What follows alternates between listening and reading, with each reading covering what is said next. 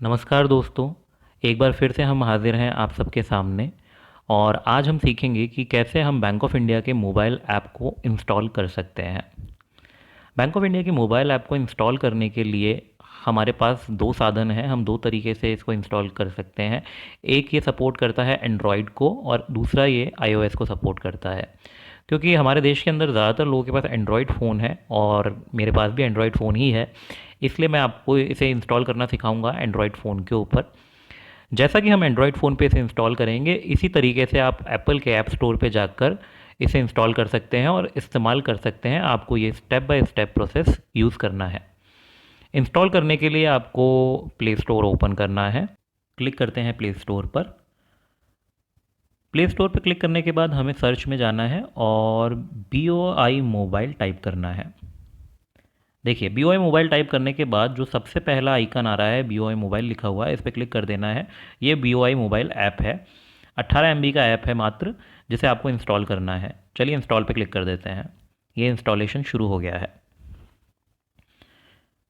तो इंस्टॉलेशन चालू हो गया है और मेरे ख्याल में इंस्टॉल हो जाएगा। हाँ, इंस्टॉल हो गया है। ठीक है, ओपन करते हैं।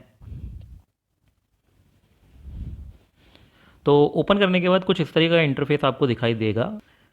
तो इसके बाद आपको दिखाई दे रहा है कुछ स्टेप्स के बारे में, कुछ गाइडलाइंस यहाँ पे लिखी हुई आ रही हैं। ये गाइडलाइंस आप स्किप भी कर सकते हैं और चाहे से नेक्स्ट पे क्लिक करेंगे तो आपके पास आगे गाइडलाइंस आ जाएंगी। इसके बाद आप प्रोसीड पे क्लिक कर दीजिए। प्रोसीड पे क्लिक करने के बाद ये आपसे कुछ परमिशंस मांगेगा। पहली परमिशन जो है आपसे मांगेगा वो है कि एसएमएस ये रीड करना चाहता है आपके मोबाइल से, क्योंकि यहाँ पे क्या है, आपके फ़ोन से एसएमएस सेंड होगा और उसके थ्रू आपका मोबाइल नंबर वेरीफाई होगा। ध्यान रखिएगा, मोबाइल नंबर वो होगा जो आपके बैंक खाते के साथ रजिस्टर्ड है। तो आगे बढ़ते हैं। अगली परमिशन ये फ़ोन कॉल्स को मैनेज करने के लिए मांग रहा है, तो इसे परमिशन दे देते हैं, अलाउ करते हैं। अलाउ करने के बाद लोड हो रहा है। लोड होके हम आ गए हैं नई स्क्रीन पर।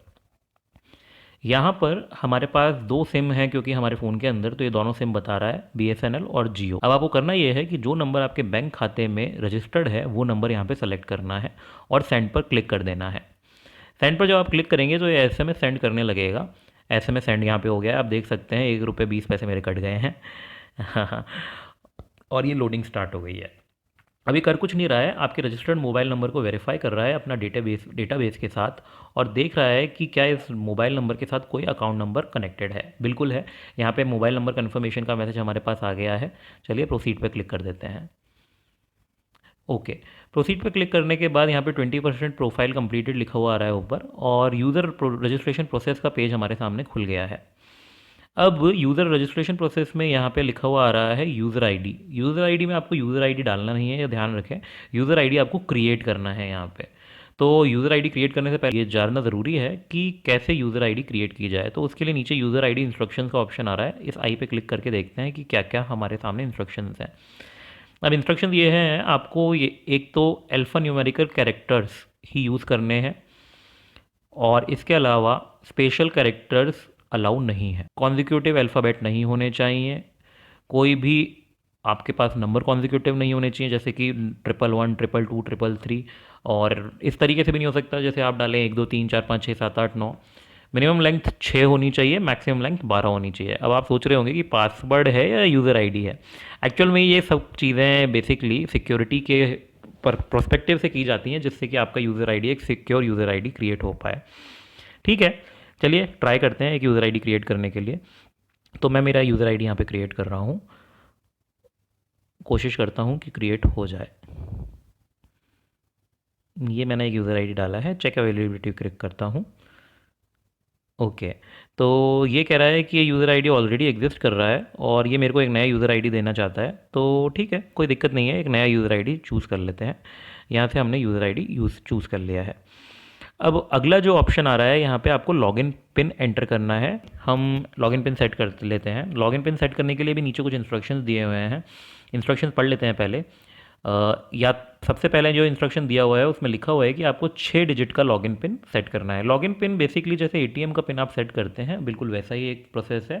एटीएम में बस होता यह है कि आपको 4 डिजिट का पिन सेट करना होता है, यहाँ पे आपको 6 डिजिट का पिन सेट करना है। जो अगला इंस्ट्रक्शन है, आपको 0 से स्टार्ट नहीं करना है लॉगिन पिन। और इसमें 3 कॉम्बिनेशन एक साथ नहीं हो सकते, जैसे कि 219 इन्होंने एक एग्जांपल दिया है यहाँ पे। अगली बात जो ये बोल रहे हैं कि 3 कॉन्जिक्यूटिव डिजिट्स अलाउड नहीं है, मतलब 1 2 3 इस तरीके से, 3 4 5 5 6 7 इस तरीके से आप नहीं लिख सकते। और कंटिन्यूसली इंक्रीमेंटल और डिक्रीमेंटल भी अलाउ नहीं है। 3 डिजिट आप रिपीट नहीं कर सकते और 2 डिजिट के रिकॉम्बिनेशन यूज़ नहीं कर सकते। तो ठीक है, इन सब को हम अवॉइड करते हुए एक ऐसा लॉगिन पिन यूज़ करते हैं जो हम बना पाएँ। तो चलिए यूज़ करते हैं। मैंने एक लॉगिन पिन बनाया तो है, देखता हूँ चलता है क्या। सबमिट पे क्लिक करता हूँ। ओके, इसने एक्सेप्ट कर लिया है। अब कस्टमर आईडी सेलेक्ट करने का ऑप्शन आ रहा है, तो यहाँ पे जो साइड में ऑप्शन है एरो का, आपको इस एरो पे क्लिक करना है। यहाँ पे एरो पे क्लिक करने के बाद ये कस्टमर आईडी दिखाएगा। आपके पास जितनी कस्टमर आईडी होंगी बैंक में, कहने का मतलब है कि आपके जितने अलग अलग कस्टमर आईडीज़ होंगे वो कस्टमर आईडी यहाँ पे शो हो जाएंगे। क्योंकि फिलहाल मेरा एक ही कस्टमर आईडी है तो एक ही शो हो रहा है। मैं इस पर क्लिक करता हूँ और ओके पे दबा देता हूँ। ओके पे क्लिक करने के बाद ये सेलेक्ट अकाउंट नंबर शो करेगा। सेलेक्ट अकाउंट नंबर कर लेना है आपको। अब यहाँ पे क्योंकि मेरे पास 2 अकाउंट्स हैं इस कस्टमर आईडी के अंदर, इसलिए 2 अकाउंट शो कर रहा है। जो भी अकाउंट में चाहता हूँ यूज़ करना, उस अकाउंट पे मैं क्लिक कर दूँगा और आगे बढ़ जाऊँगा ओके पे क्लिक करके। तो इस पे क्लिक करके मैं सबमिट दबा देता हूँ। ये मैंने सबमिट दबा दिया। सबमिट दबाने के बाद ये इसको लॉगिन कर रहा है। अच्छा, अब ये अगली बात जो पूछ रहा है कि क्या आपको फाइनेंशियल सर्विसेज अनेबल करनी है। यहाँ पे मैं आपको बता देना चाहता हूँ कि बैंक ऑफ इंडिया अपने ग्राहकों के लिए 2 तरह की सुविधाएं देता है। एक देता है व्यू ओनली और दूसरे देता है फाइनेंशियल ट्रांजैक्शंस की सुविधा।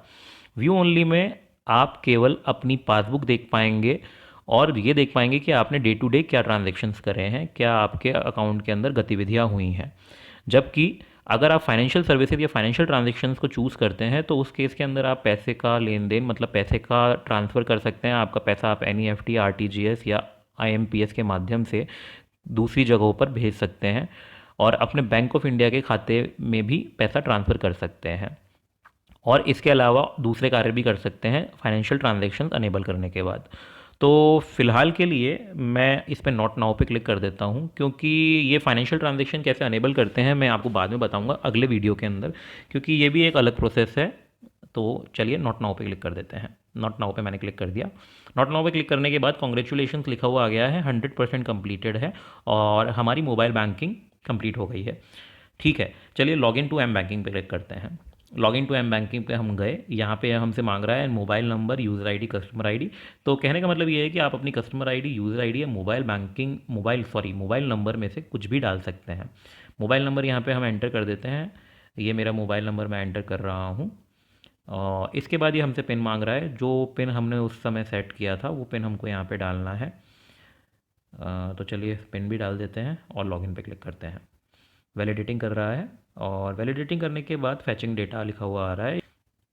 ठीक है, तो ये हम लॉगिन हो गया है। जैसा कि आप देख सकते हैं मैंने BOI मोबाइल ऐप के अंदर लॉगिन कर लिया है सक्सेसफुली और डिफरेंट ऑप्शंस मेरे पास आ रहे हैं। तो आज के लिए इतना ही, धन्यवाद।